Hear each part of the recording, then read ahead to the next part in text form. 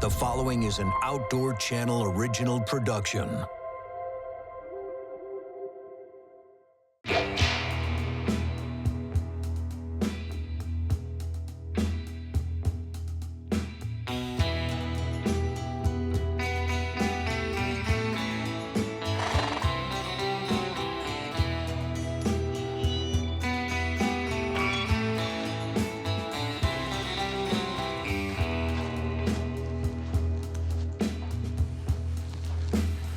Hey, excuse me, my man. I'm looking for, no. I'm looking for a guy named Terry. I'm supposed to meet him up here. Ask him. Hey, excuse me, my man. I'm looking for Terry Shappert.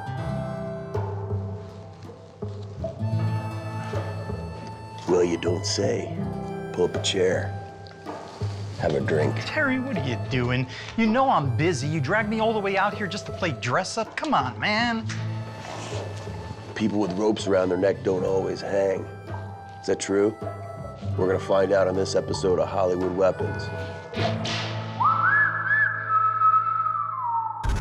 I'm Terry Shappert, and as a 23-year U.S. Army Green Beret veteran, combat medic, sniper, and close combat specialist, I've been tested most of my life. I'm here to put Hollywood to the test. This is Hollywood Weapons.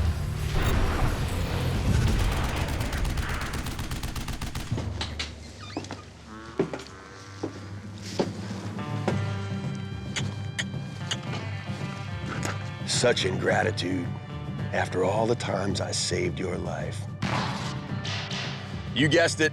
Last week I was watching TV and one of the great westerns of all time came on, The Good, the Bad, and the Ugly. Classic movie with great actors. Clint Eastwood, Eli Wallach, Lee Van Cleef. Now, for some reason you don't know what the movie's about. Eli Wallach plays Tuco, a wanted man. Eastwood plays Blondie, who comes up with a scam to turn in Tuco from town to town, collect the reward, and then save his skin right before he gets executed. Kind of a cool idea. Man, it's really hot out here. And I'm wearing a poncho. I'm gonna go back in and get a drink.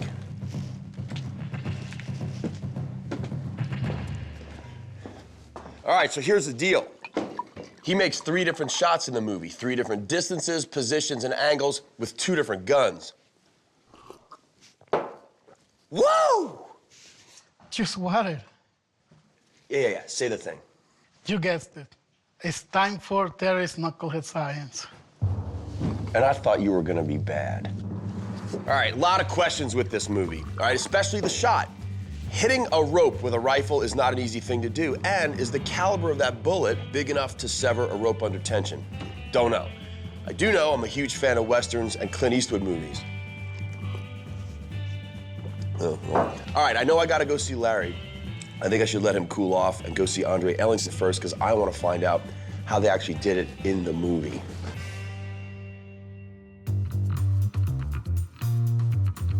All right, I'm on the set of Criminal Minds to see my buddy Andre Ellson, a special effects guru. This guy's been doing this a long time.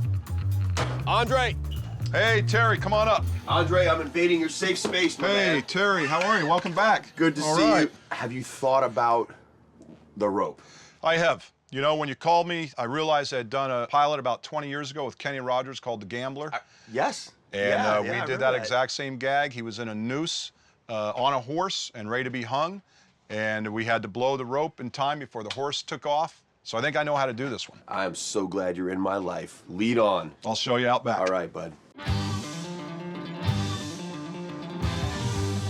Okay, so here's how we prep the rope for it to be shot by a bullet. What we've done is we've taken this hemp rope, we're gonna unwind it, okay? Hey, Mark, can you help me for a second here and put this charge in? Okay, so we're gonna weave it right into Yeah, man, that's clever. right into the rope. So we'll wind that all the way down, then we'll attach our wire to our pyrotechnic charge.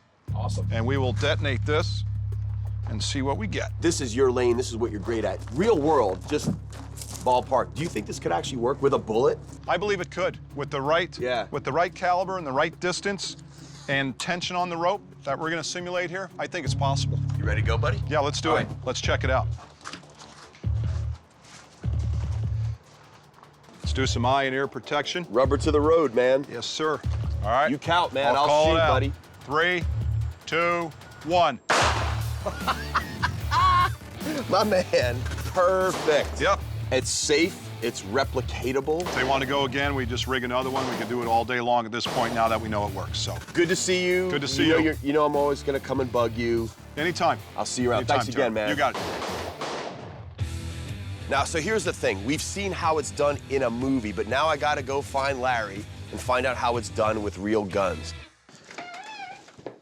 You're not still really mad at me, are you? What do you think? Come on. Dude, your text said emergency. I need your help. Well, first of all, it was an emergency, and I do need your help. What do you need my help for now?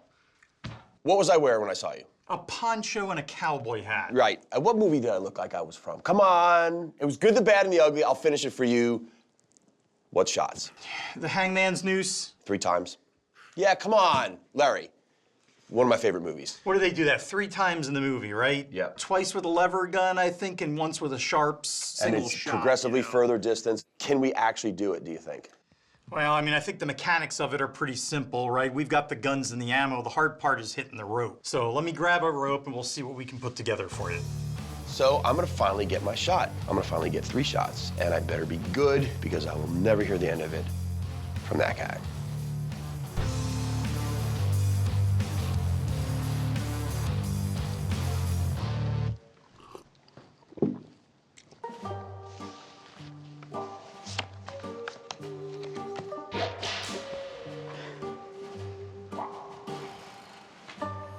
What? Seriously, man, you expect me to fall for that? What's going on, Larry? What are you doing here? Well, I've been calling you all day, Terry, but you don't have any cell service up here. Hey, amigo. Relax. We're not done yet. What do you got? Well, I think I've got the guns, the logistics, and all the safety procedures figured out, but there's still some things that you and I need to go over. Good. Let's go outside. I do not trust this dude. Okay.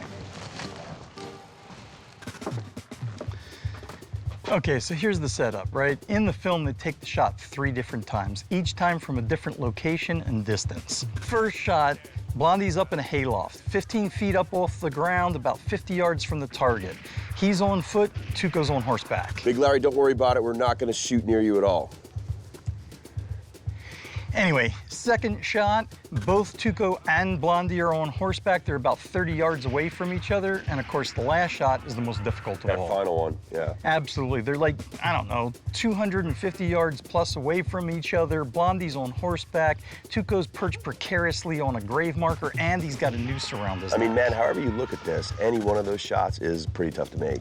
Well, you know, this is Hollywood. We make the impossible happen. Yeah. Okay, so what's next?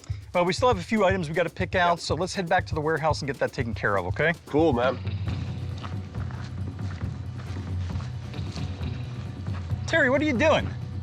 You said we're going back to the warehouse. Yeah, but we're not going back on that. And why not? Because it'll take you like 3 or 4 days. Just come with me already, will you? And change your clothes. I'm sorry, Big Larry. Maybe next time. Come on, dude, you gotta kind of go with me on this a little bit. We got the good, we got the bad. We definitely have the ugly here. I see what you did there. Henry rifle? Close. That's an 1866 Yellow Boy. When they were filming the movie, there were no reproduction Henrys around. It would have been correct for the movie, but they just didn't have it. So they kind of faked it. They took an 1866, they removed the wood, it kind of looked close. They did the best they could with what they had at the time. Knucklehead, like me, I wouldn't have caught it. What do you got here? This is the big boy. This is the Sharps. Oh, dude, Single shot, yeah, 45-70, double set triggers. I mean, this is a real man's rifle. Someone who's going to shoot this might really want to know what they're doing. We're also gonna need some rope. You got? We will. You know, we'll probably need multiples because we're going to do this several times. I'll get a bunch of them made up, all tied into a running knot. Kind of put together a sample right here just so we can see what we're dealing with. Awesome. This is kind of a period correct rope, right? It's a 3/4 inch rope. That's what we guesstimate from the movie. Yeah. And just to show you how hard and challenging the shot will be, 3/4 inch, right? Yeah. 0.75. Mm-hmm. But you're shooting at it with a 45 bullet. 0.45. So theoretically, you could actually make the shot and punch a hole right through the middle of it, assuming you can hit the rope, and the rope actually won't fray apart, you know? So really kind of a lot of factors going on here. Well, if I made that shot, I would admit that it's lucky, but as a win, I mean, even if you don't cut the rope the guy dies, you It still would win. be a win for you as the shooter, but I don't think the guy on the end of the rope would think that it's a win. So where are you gonna get a guy that can make that shot, Larry? I have no idea, Terry.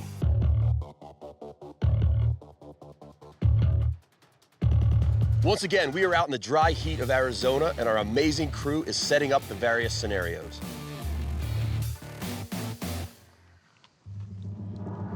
Reckon there's a hanging in the making. Terry, a little respect, please. Ah, dude, sorry. What do we got? Okay, well, we got the crew putting the final touches on the gallows. Yep. It's looking really, really good. It looks great, actually. We've got our simulated hayloft in the background there. It's going to be off of that sniper tower. We're going to be using that 1866 lever action that we zeroed in. Yeah. Brass scope, 45 caliber. Everything seems to be in place. I think we're ready to go. Let's go ahead and take this shot. You're good, buddy. It's gonna be fine. Okay, so we've cleared the crew out of the range. We've got Tuco hanging off on the gallows there. We've got a backing on the rope so we can spot for you and see where the hits are going. Okay. You got 5 shots in your rifle. Let's lever one in and see what we get. I brought my Civil War vintage safety glasses. Always, safety first. Thanks, buddy.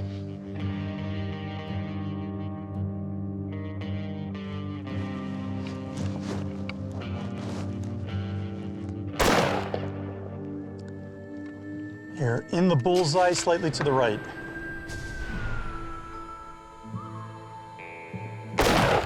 Nice hit. Dead center. My Good bad, one, I man.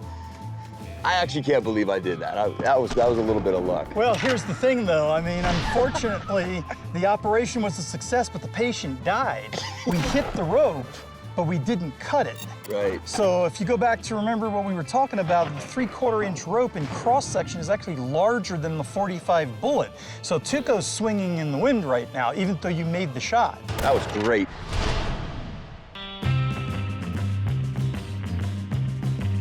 I kind of feel like I'm in a theme park with you sometimes. What do you got? Okay, so as you remember, the second shot in the movie was taken from horseback, right? Did you bring Big Larry out here for me? No, I didn't, but if you step back here, I'll show you what I did bring. An alternate shooting platform. That's not Big Larry. No, it's not, but for this test, it'll do just fine. All right, man. So if you remember the first shot, we actually severed the rope, amazingly enough. Yes. It split 2 out of the 3 strands, but it didn't take it apart completely. Yeah. Now, in the second shot in the movie, if you recall, that's exactly what happens. He takes the shot, he hits the rope, but it doesn't sever it completely. That's right. So Yeah. he takes a second backup shot. So this time, you've got 2 chances at this to sever that rope completely. Saddle up, let's see what we can do. Okay, a little bit more difficult shot than before. little Obviously, bit. this is not as stable a shooting platform. Same thing, same weapon, you're fully loaded. Take your time, trigger control, breath control. Let's see what we can hit.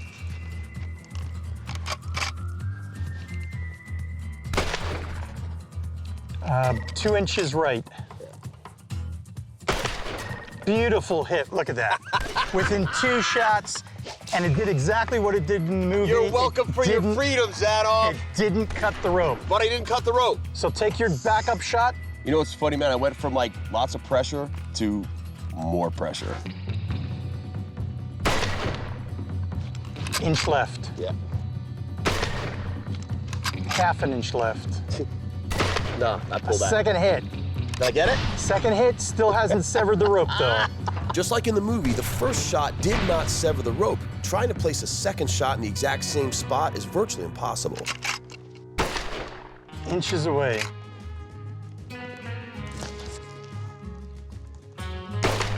You hit it again. Hit it again. I will say this. This is probably, so far, has been the favorite part of my test because you know what? That is doable with a really good shooter who's got a really nice, consistent, point of aim, but you've got to hit it. You gotta hit it dead on. If You got to hit a group like a dime with that If thing. you had 2 shots in the same spot, it probably would have severed the rope. Let's go take a look. Let's go take a And I need to apologize to Tuco. Oh, man. Dang it. Well, you know I what? didn't quite get him. Once again, we've kind of proved half the theory here. You're capable of hitting the rope. It's just that the shot didn't sever the rope. Well, I guess it just wasn't Tuco's day. I'm sorry, bud. All right, man. Tomorrow, yeah. we'll try the 200-yard shot with the 45-70 sharps, see if that goes any better for him. We've tested 2 of the 3 shots, but now it's time for the most difficult of them all. I gotta make this shot. Please help me prove to Larry that it's not just luck. This all happened the other night when I was watching the classic Good, the Bad, and the Ugly. Eastwood's character, Blondie, shoots a hangman's rope 3 times, freeing his partner, Tuco, who was played by Eli Wallach. Now, I've already attempted the first 2, but now is the big one. 200 yards, sharps rifle, iron sights. I'm kind of confident I can make it. It's time. Oh, yeah. Bless Big Larry. So we pretty much know the setup, right? It's the ending scene of the movie. Blondie comes up, drops the gold at Tuco's feet. He takes his share, and then he rides off into the sunset, leaving Tuco precariously perched on a grave marker with a noose around his neck. Now, I've re-examined the clip in the film, and you can clearly see Blondie flip up the ladder sight on his rifle, and the elevation leaf drops to the bottom of the ladder. On a sharps, that's the 200-yard setting. So that's going to be our starting point. And if you see off in the distance there's a nice young lady holding a horse. That's going to be your shooting platform. Dude, 2 things. A, that is also not Big Larry, and 2, that actually looks sort of far from here. Well, how did it go in practice? What do you mean? I could have been practicing? Well, I would have been practicing if I was taking that shot. Anyway, come on, let's get you into position. I wonder if Big Larry misses me. Ya te dejó solo otra vez, chiquito. No te preocupes, aquí estoy. Aquí estoy yo para ti, ¿ok, baby? No te preocupes. Todo va a estar bien, ¿ok? Yes.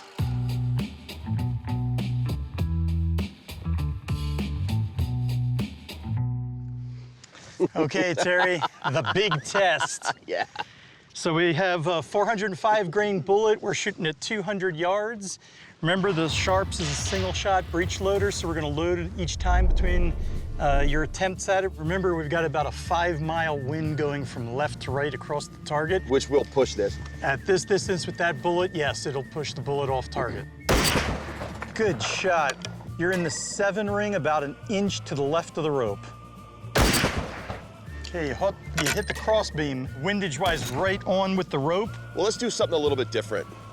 In the movie, I saw him, he had his hand out, he was holding the reins. Not particularly anatomically good position, but let's do it in honor of Blondie. Well, that's what we're trying to prove anyway, is if it can be done the way it was done in the movie. So let's give it a shot. Let's try it.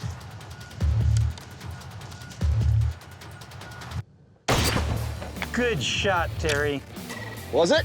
Absolutely. You're about 2 inches to the right of the rope inside of the 7 ring. Unbelievable. Bro, is it not classic Shappert? The harder way, probably anatomically incorrect way? I didn't do too badly. Well, I think the shot's doable if everything kind of gels at the right moment.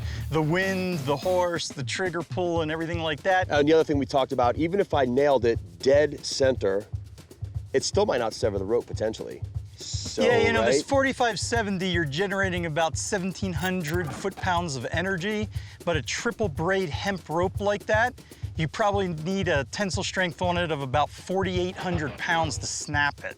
I don't understand any of those numbers you said, but I will say this, I'm just happy I almost hit it. I could shoot from this distance all day and never hit the rope. So let's go take a closer look and figure out how to finish this test. All right, man, what do you think? Well, you know, if you look at it, it's not that bad of a shot. You're about 2 inches to the left, about 2 inches to the right, but you were fairly close to the rope, so it's not that bad at all. That's almost a compliment from Zanoff, isn't it? I better take back what I said. No, then. here's the thing, man. Would it have cut the rope or not? Well, I think that's the big question. So why don't we lower Tuco down and we'll get a safe distance set up and everything, and let's just see if the 45-70 will actually cut the rope.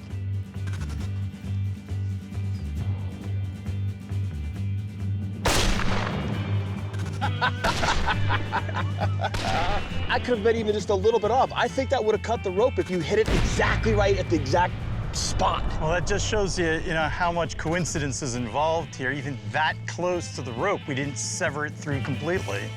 That was awesome, man. Good job. I'm going to make this safe. All right, so I gotta thank my comrade in arms, Larry, my awesome production team, and the folks at Gunsite for making this safe and possible. So what did we learn? You can hit that rope with that gun, with that round, but everything's gotta be exactly right. And whether it severs it on one try or not, remains to be seen, but I am convinced that Clint Eastwood, AKA Blondie, would make those shots. On the day, it's perfectly possible. Now let's get this gallows down. Let's get Tuco picked up here and onto the truck, and let's clean everything up and get out of here. Yeah, I had to get back to Big Larry. Excellent work today.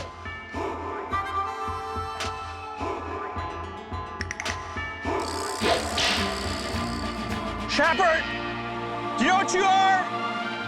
You're a dirty son of a...